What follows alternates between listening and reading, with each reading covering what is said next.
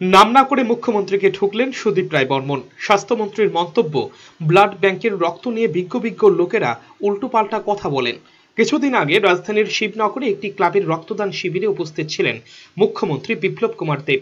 ভাষণে তিনি বলেন, এত রক্তদান শিবিরের পরও সংকট কেন হয়, এই জন্য তিনি হাসপাতাল কর্তৃপক্ষকে পরোক্ষে দায়ী করেন। বিপ্লব দেবের দাবি, প্রয়োজন ছাড়াও হয়তো অনেককে রক্ত দেয়া হয়। ঠিক কি বলেছিলেন মুখ্যমন্ত্রী, শুনে নিন ফের। এত ব্লাড ডোনেশন হওয়ার পরও মাঝে মাঝে হসপিটালগুলিতে ক্রাইসিস হয়, কি কারণ? অন্যান্য রাজ্যে তো ব্লাড ডোনেশন ক্যাম্পে আমি দেখেছি, হরিয়ানা হোক, মধ্যপ্রদেশ হোক, মহারাষ্ট্র হোক, বড় বড় রাজ্য, ব্লাড ডোনেশন ক্যাম্পে তো হয় না, 5% তো হয় না।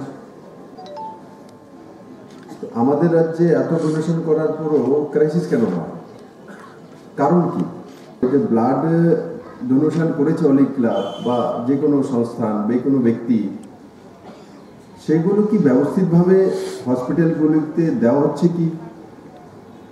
যার দরকার আছে তাকে দিচ্ছে, না দরকার নেই এমনিতেও ইচ্ছে হয়েছে, ভাই ব্লাড আছে তো দিয়ে দাও, চালিয়ে দাও। রবিবার এক রক্তদান শিবিরে স্বাস্থ্যমন্ত্রী সুদীপ রায় বর্মন মুখ্যমন্ত্রীর এ ধরনের বক্তব্যের সমালোচনা করেন।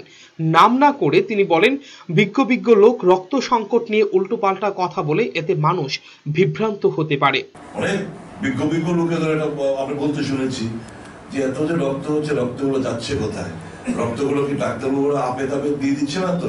মানে বিভিন্ন ধরনের বিভিন্ন all inquisitiveness, all stupid questions these people are putting forward to confuse the common people. এদিন হেপাটাইটিস ফাউন্ডেশনের উদ্যোগে রক্তদান শিবির হয়। সংস্থার ইন্দ্রনগরেই হয় শিবিরটি। ব্যুরো রিপোর্ট, চ্যানেল 3 রাত।